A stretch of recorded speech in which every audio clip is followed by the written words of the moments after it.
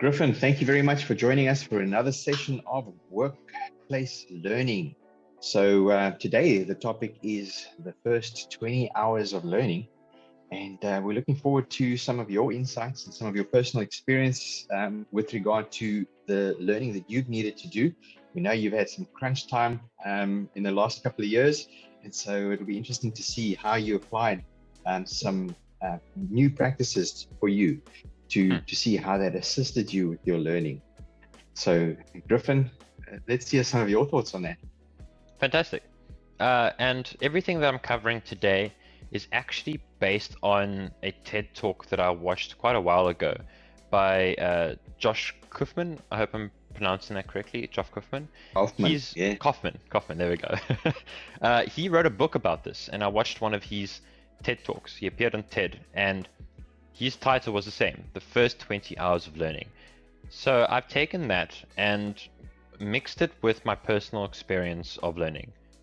I'm a backend developer, so I've had a lot of experience working with lots of different services, learning computer languages, learning the different platforms that you can develop on. And through my personal experience, I've had to learn lots of new services, one after the other. Sometimes less than 20 hours to actually use that new language or that new service. So the first thing I want to cover is understanding your learning topic. Now I'm going to give you a quote. Let me know if you know where this is from.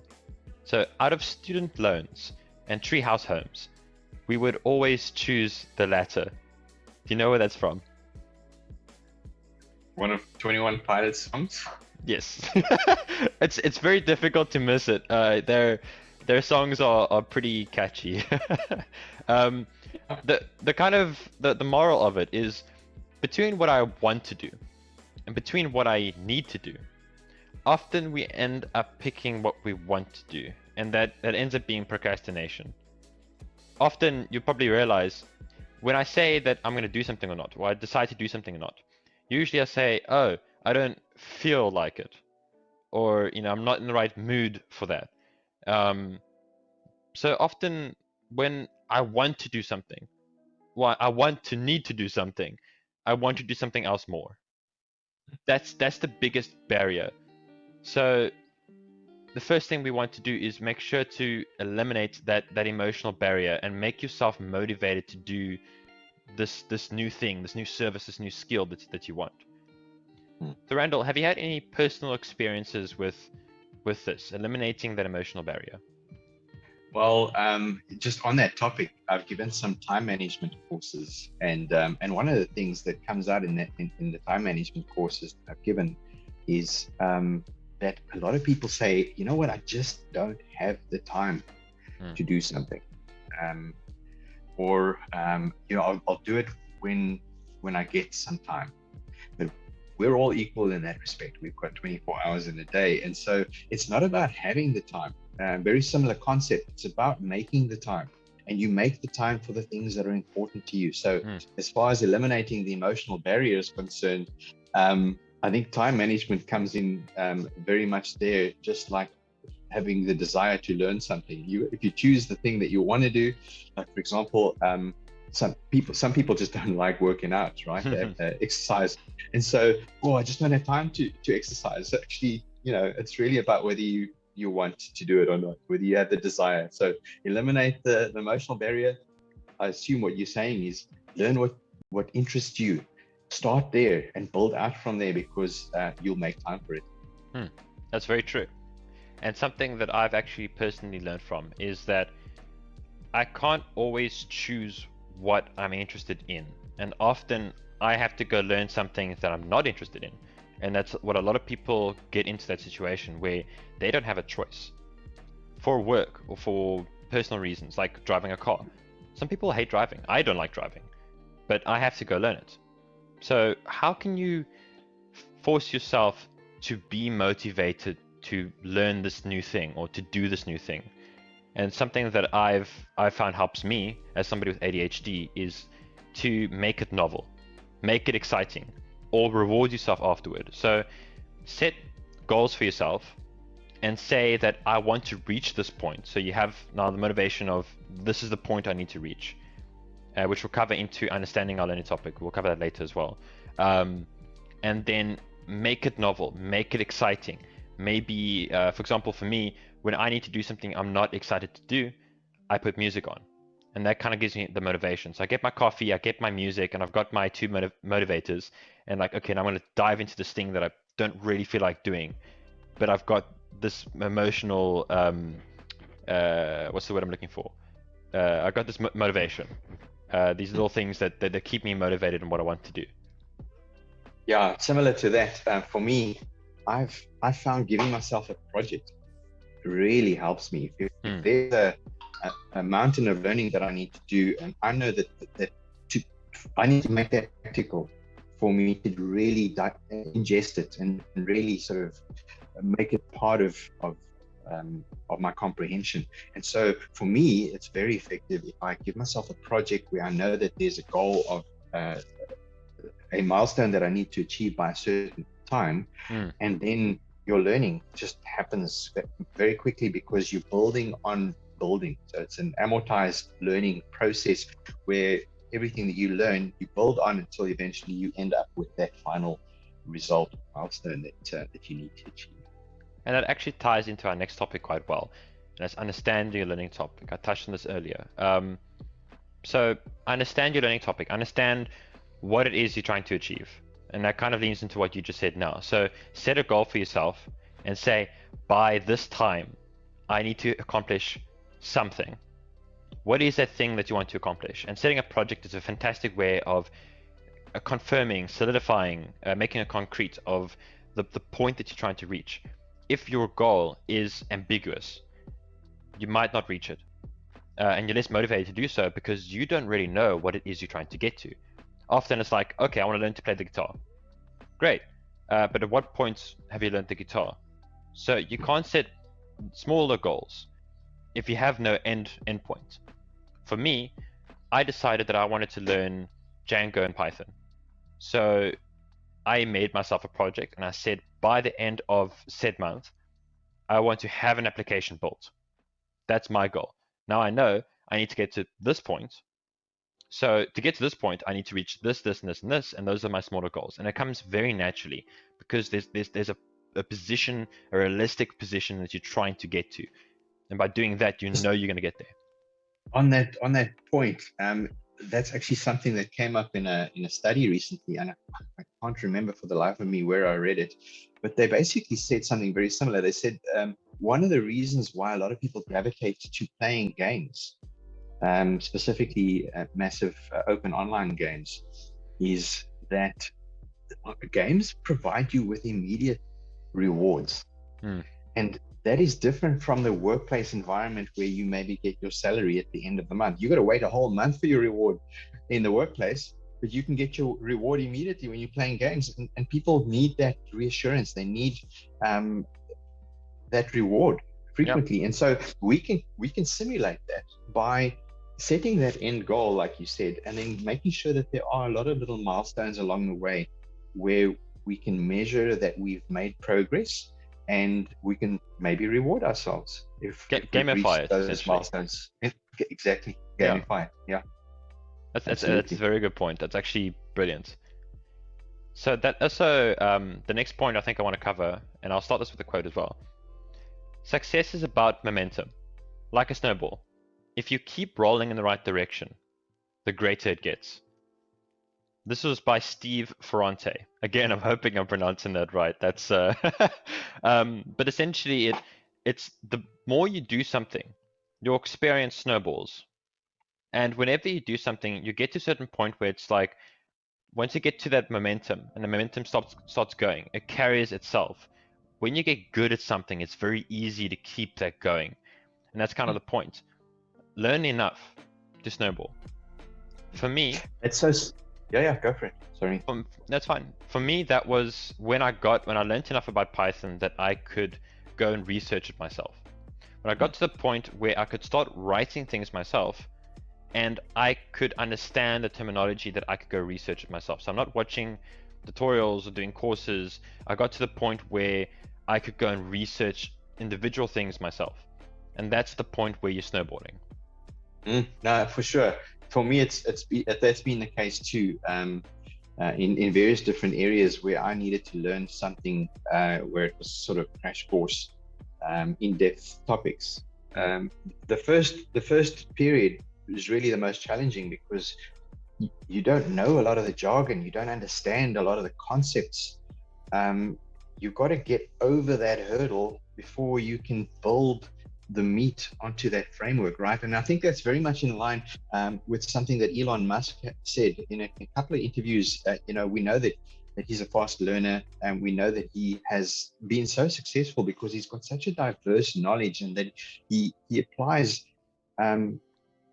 various different things from different disciplines and technologies, all sort of interchangeably. And so when he was asked what his learning methodology is, he said that he makes sure that he's got this very solid root system that he builds big trunks on top of, and then he branches out from those trunks as he learns more detail about that solid foundation.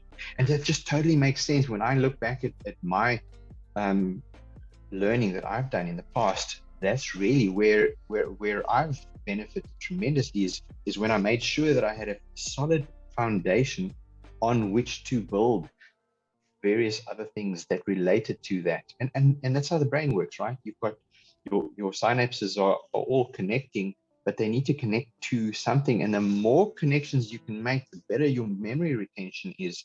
And so that's where you need that foundation, so that long-term memory kicks in. In fact, somebody that it's for a lot of people, learning is like picking up sticks. So you pick up sticks, and none of them really relate to anything. There's no connection to anything. You're just picking up sticks. And they said, and what do most of us do when there's a pile of sticks? We throw a match in, and that's what our brain does, because it's all just in our short-term memory. But if you cultivate your learning by having those roots set deep in a solid foundation with a trunk, and then various other things that you need to learn on top of that, you learn faster and you have much better memory retention. That's fantastic, and that's a great experience.